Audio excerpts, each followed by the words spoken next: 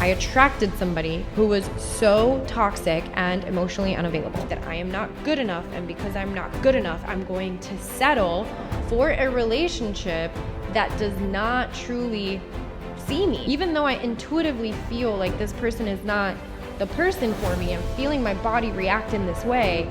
Because I don't feel good enough of something better, I'm just gonna keep going and see if this goes anywhere, even though I already know deep down inside as an intuitive woman that this probably is not it.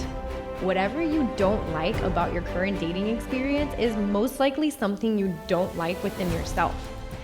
Hi, beautiful soul. Welcome back to my channel. I am Joanna Sanchez, and my intention for this channel is to really support you in learning more about feminine embodiment, inner work, spirituality, feminine energy, and to take you on adventures in which my soul is taking me on and create lessons that can take you deeper into your embodiment journey and overall just bring you closer to yourself, because that's all we ever want, is to feel absolutely whole, complete, and connected to ourselves. And I know you feel that. That's why you're here. So in this video, I'm going to tell you why modern dating is sucking for you, what to do about it, and the solution that attracted me a partnership beyond my wildest dreams.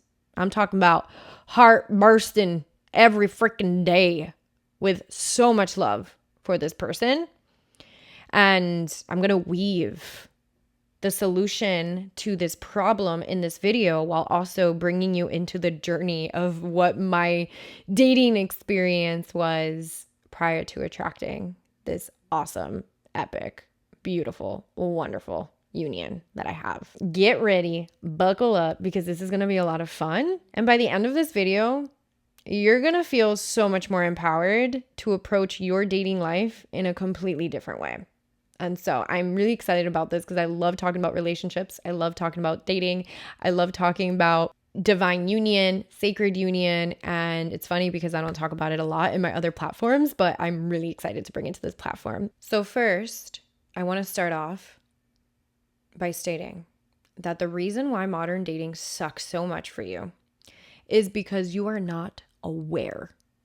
You are not aware that the relationships that you keep attracting are mirroring back to you your core beliefs, the core beliefs that you created in childhood, and relationship conditioning that is existing in our world today.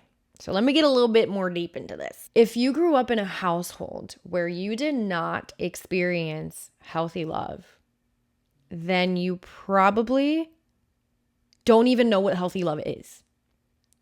And so if you don't know what that is, then you're going to keep attracting experiences that are going to mirror back to you what you feel love is. So if your parents or whoever you lived with behaved in a way that was toxic, or maybe there wasn't a lot of romance or a lot of passion or a lot of connection and vulnerability and openness and communication, and you're craving those things, you have to realize that you were programmed at a very young age due to what you were seeing in your outer existence, in your outer environment. You created core programs in your mind and body, in your nervous system. Your nervous system is patterned to feel like what is safe is what you saw in your household. And so now that is what you keep attracting. Even though there is this deeper part of you that's like, but wait, I want passion. I want romance. I want somebody to meet me where I'm at. I want somebody to understand me, to see me, to hear me, to love me. I want somebody to be there for me. You have these deep desires that are coming from your essence, but your conditioning, these core beliefs, this core nervous system patterning is covering up your actual essence and what you truly want. So what do we need to do? We need to get into those core beliefs, and I'm going to share some of those with you. into those core beliefs, and we need to become aware of what they are, and having awareness is a huge step so that you can see it reflect in your outer reality when you are in these dating experiences, and you can see when somebody is mirroring back to you a core belief, and you can be like, oh, that is why I attracted you, because I'm still holding on to this core belief. And we attract in our life what we believe. What our nervous system is patterned to feel and experience is what we are going to keep attracting. So I want to give you a little example of how this was happening for me. So I got out of a relationship, a 3.5-year relationship, where I felt like I was never met to the emotional depth that I wanted to be met at. And all of that was just a mirror to myself. And I didn't take responsibility until after the breakup. And it was a mirror to myself in where I wasn't meeting myself at the emotional depths that I was craving, right? So he was mirroring that back to me. So I was attracting what I believed. That was my core belief, is that I am only worthy of emotional unavailability, right? And I had a pattern of attracting that in my dating experiences prior to that relationship. And so when I got out of that relationship, after some months of grieving and just working through heartache and finally opening myself up to be like, okay, maybe I'll date, let's see, I attracted somebody who was so toxic and emotionally unavailable. Why? Because I was still holding on to that core belief. And because I had the awareness of that after doing some work, awareness is one thing, right? So I had the awareness of it, so I saw it happen. And then I knew it was time for me to go into that belief, into that part in my body that is still holding on to that frequency of emotional unavailability and toxicity. And this core belief was created for me because I experienced a childhood where my father was not emotionally available. And so I kept attracting partnerships that reminded me of my father, of what I thought was safe, right? And so if we're not aware of the way that these little things are, these little distortions, these little frequencies are working in our life, we're not going to see what's happening. And then we're going to feel like we're crazy if he's not texting us back, or we're going to feel like there's something wrong with us if we get a trigger for some reason, or we're going to be like, oh my God, I can't be feeling this way. There must be something wrong with me. It's too soon for me to be feeling this way. I just met this guy. But you have to become aware of why those triggers are arising, why you're feeling the way that you're feeling when he doesn't text you back or gives you the attention that you want.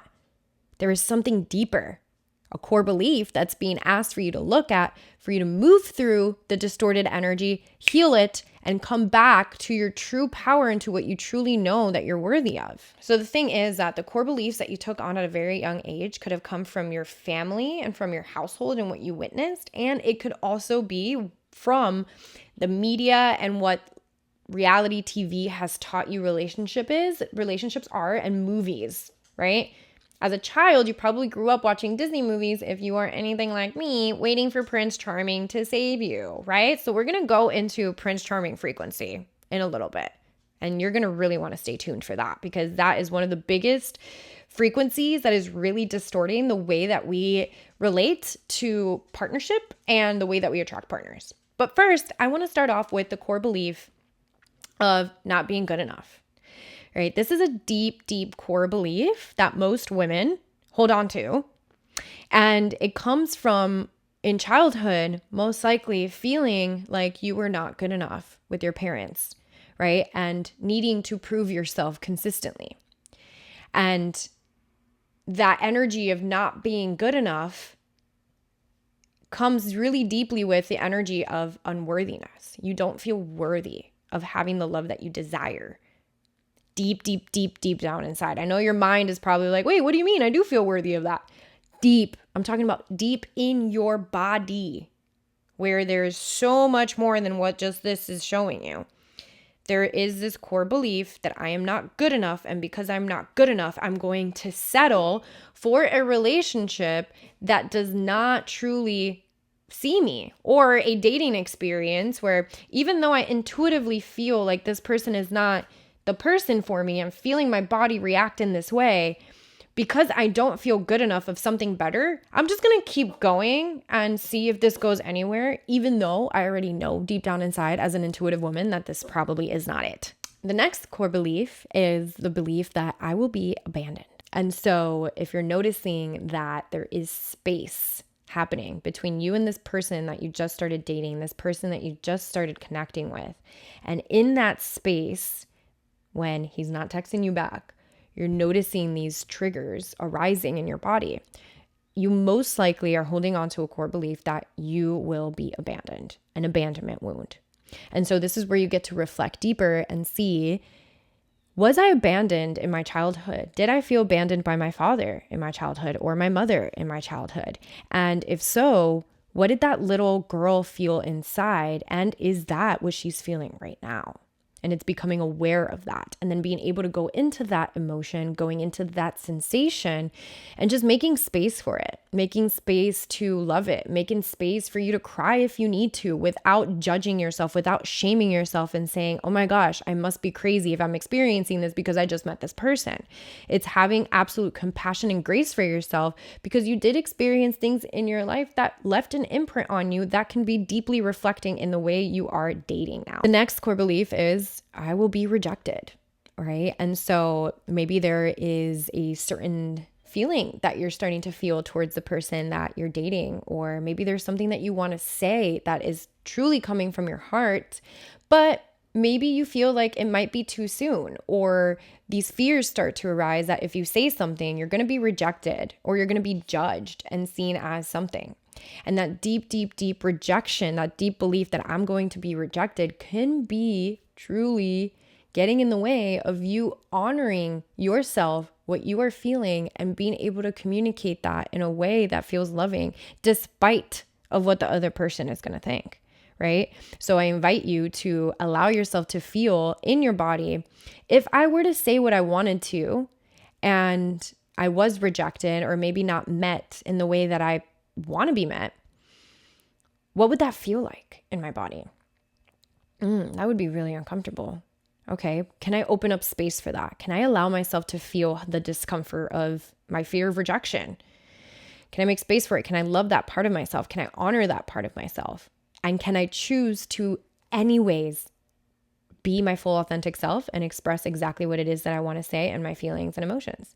And this is actually a really beautiful experience that happened between my current partner and I, where he wanted to share how he felt. Some of those fears around being rejected were coming up. And early on in our dynamic, before we even decided to make this a relationship, we were able to communicate about that and talk about it and name that, which was really powerful before you even start dating somebody, to be able to be vulnerable, to be able to share your heart, to be able to express what it is that you're feeling, and just absolutely honor the fact that we are humans that all probably experience fear of abandonment, fear of rejection, and all these things that I'm naming, because we did not experience healthy love in our life. So to be able to be in a dynamic where you can share that with somebody is so powerful and sets the tone for what that relationship is going to be, whether it's a partnership or just a friendship, or maybe just a passing experience that's teaching you something deeper about yourself. Let's go into that other core belief around having Prince Charming come and save you. So the Prince Charming frequency, this is something that I went really deep into when I started to heal a lot of the masculine wounds that I felt towards men and I felt were still hindering the way that I would relate to love and the way that I could attract love. And when I went deep into the Prince Charming frequency, I had this meditative experience when I went back into my childhood and I experienced the feelings of what it felt like to live in a chaotic household. And in that chaotic household, there was so much going on and I wanted somebody to come save me. And there was this energy of like, I just want somebody to save me from this misery. I want somebody to save me from this chaos. And from that, what is the most strongest thing that we have as a child? Our imagination. So what did I start to imagine? I started to imagine a Prince Charming because that's what I was fed with movies, right? I started to imagine a Prince Charming that was going to come and save me. And that created this frequency that was living in my energetic field, that was living in my body through my whole adulthood, just waiting for Prince Charming to come and save me. And so when I went deep into that and I made space for that and I healed that part of me, that's when I started to open myself up to a deeper sense of feeling deeply whole and complete within myself and not outsourcing my safety or who I was onto this savior and this Prince Charming that I was waiting for. And it brought me into such a beautiful state of wholeness. And this was literally right before my current partner and I started to grow our dynamic and our friendship at the time, and then ended up in a beautiful romantic relationship that, like I said, completely burst my heart every day. I invite you to notice and reflect, where are you waiting for that savior to come and save you? When in your childhood did you create that imaginary Prince Charming that is going to come in and save you? And can you go into that part of yourself and bring your power back to you?